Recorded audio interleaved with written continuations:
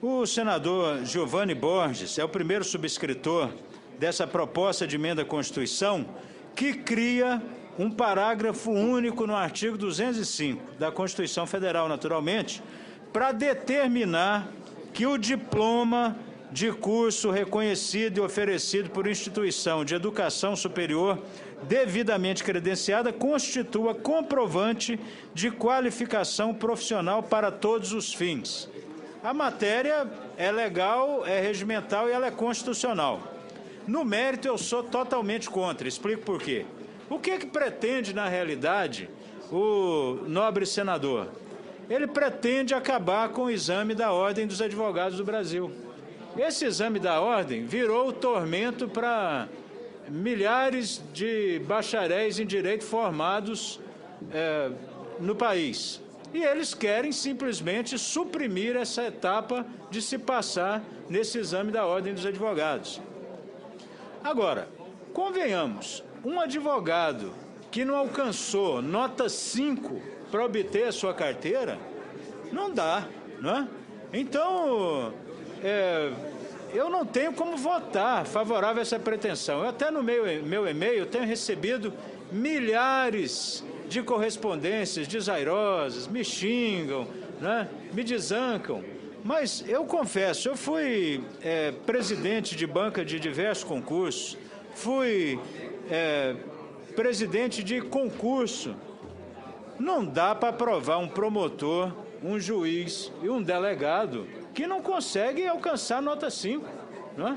Qual é a segurança que vai ter? Qual a segurança que vai ter o cidadão com um profissional absolutamente desqualificado à frente de uma promotoria, à frente de um juizado, à frente de uma delegacia, e um delegado do outro lado, que é o seu defensor, um homem que não se encontra preparado para exercer decentemente sua função. Na realidade, a proposta é ainda mais ampla.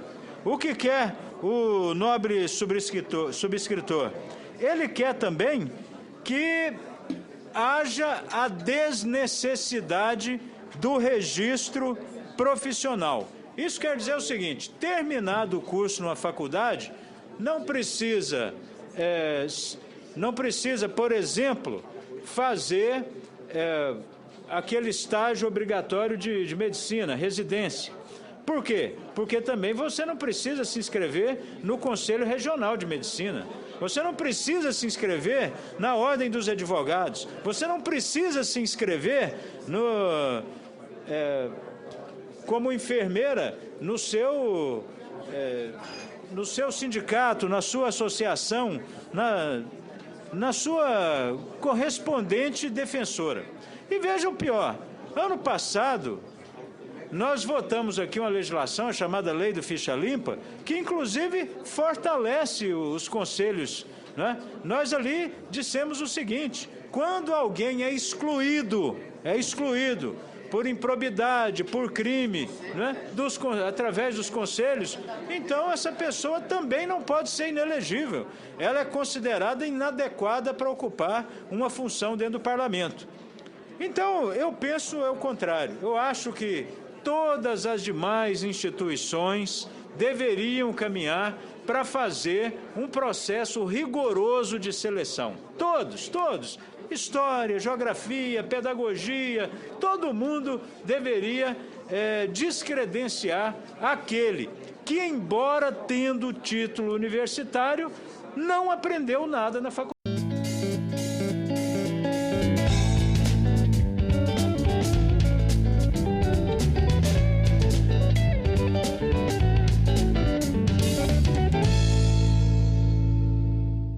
Recentemente, o Supremo Tribunal Federal decidiu que é constitucional a exigência do exame da OAB, a Ordem dos Advogados do Brasil, previsto no Estatuto da Advocacia.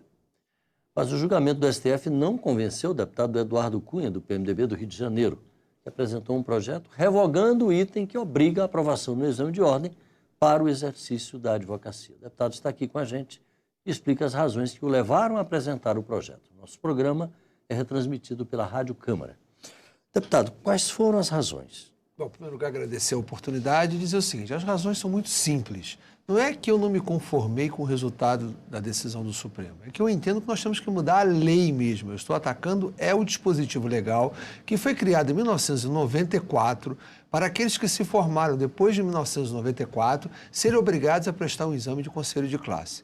Veja bem, a gente não pode estabelecer um privilégio que uma única categoria profissional, um único graduado em uma universidade, de um tipo de curso, tenha que prestar um exame para validar a sua profissão.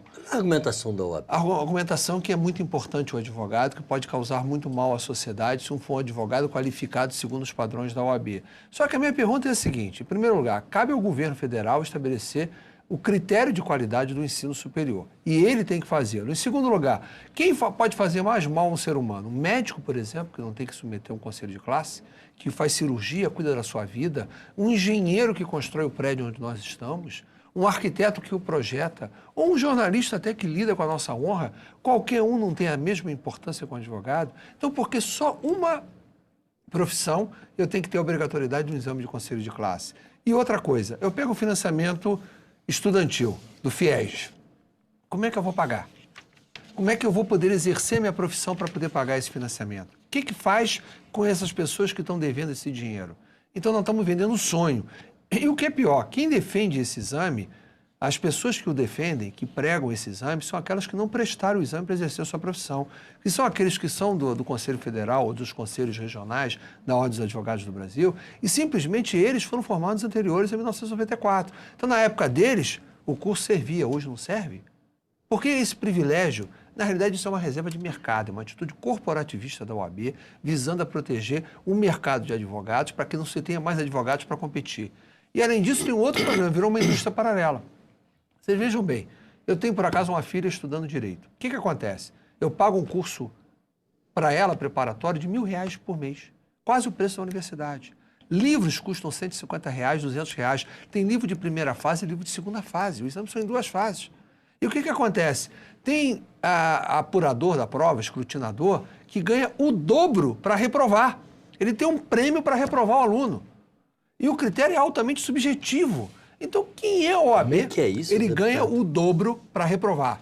Ele ganha X reais para aprovar e 2 vezes X se reprova. Por cada prova que ele corrige. Que é um critério da OAB para estimular a reprovação. Porque eles não querem ter mais competidores no mercado. Então, quem é a OAB para determinar aquilo que um cidadão que estudou, que tem um sonho, que entrou na faculdade, prestou um vestibular, cursou um curso superior, achando que quando saísse desse curso, ele ia ter direito de exercer a sua profissão. Eu sou economista, cursei meu curso, pude exercer minha profissão. Agora, se eu tivesse buscado o curso de Direito, não teria esse direito? Por quê? Por que essa diferença? Deputado Eduardo Cunha, além disso, antes de vir para a entrevista, a nossa produção levantou aqui algum material, tem um material do UOL, não tem aqui a assinatura, mas provavelmente deve ser do Hélio Gaspari, se não me engano. Em que ele fala aqui que a OAB se tornou uma instituição milionária e as suas contas estão longe da vista do poder público. Veja bem, além disso, ele critica esse texto publicado pela Folha. O UOL fala de denúncias de fraudes no exame que os bacharéis são obrigados a prestar. Isso a gente lê nos jornais realmente.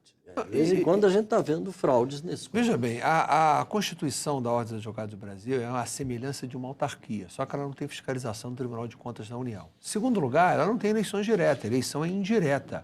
Até o 5º Constitucional, que estabelece que na carreira do magistratura você tem 1/5 que é oriundo da advocacia, quem escolhe é um seleto grupo, não são os advogados que vão para voto para escolherem quem será o seu representante. É uma entidade corporativista, é uma entidade que defende privilégios, detém privilégios próprios, são recursos milionários. Esse curso tem uma taxa de inscrição de R$200. A indústria, como eu falei aqui anteriormente, que vive em função desse curso, é simplesmente cursos preparatórios, que chegam os professores, eu tenho que fazer uma lavagem cerebral para você poder passar nessa prova. Vai ensinar a profissão. Eles querem avaliar o que o governo determinou como é um curso. Se tem curso ruim, o governo tem mecanismo para poder avaliá-lo. Como tem o Enem para o curso médio, tem o ENAD para o curso superior, o governo pode criar mecanismos de avaliação e de acabar com esse curso. Agora, deputado, há muito tempo, eu me lembro que não é de hoje, essa grita contra o exame de ordem. E não acontece nada. Não, mas eu tenho certeza que vai acontecer. O que faltou foi uma mobilização, essa mobilização está sendo feita. O que aconteceu é que o presidente da Ordem dos Advogados do Brasil foi no Supremo Tribunal Federal e acusou esta casa de ser um pântano.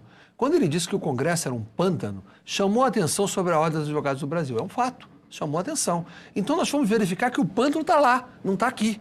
Então ele não tem autoridade moral para querer dizer que esta casa é um pântano. Então, por causa disso, é que o Congresso, de uma maneira geral, tomou consciência dos problemas da Ordem dos Advogados e, consequentemente, agora está resolvendo combatê-los. Passou a ter um projeto aqui de eleições direta para a eleição da Ordem. Eu entrei com um projeto para ter eleição direta no 5º Constitucional. Eu entrei com um projeto também para que tivesse a ficha limpa entre os membros da OAB, porque eles são autores do projeto Ficha Limpa, mas não aplicam a ficha limpa para a eleição dos seus membros. Então, é preciso que a gente aprenda a contestá-los a partir de agora. Não temos que mostrar, na realidade, que as contas deles são uma caixa preta, onde vai esse dinheirão todo que eles arrecadam? Esse dinheiro do curso, o que gera de benefícios paralelos? Aqui não é uma caixa preta que precisa ser aberta. Então, o fim do exame é uma forma da gente começar a abrir a caixa preta. Agora, a OAB, como a ABI e outras instituições desse tipo, algumas delas bastante já centenárias, se abrigam debaixo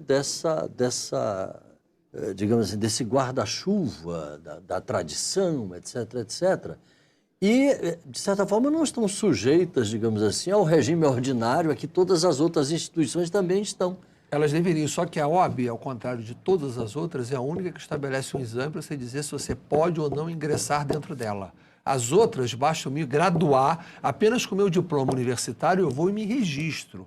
Pago anuidade normal de manutenção, isso faz parte do processo. Agora, não é a única que estabelece se eu posso ou não entrar. Que direito ela tem para isso?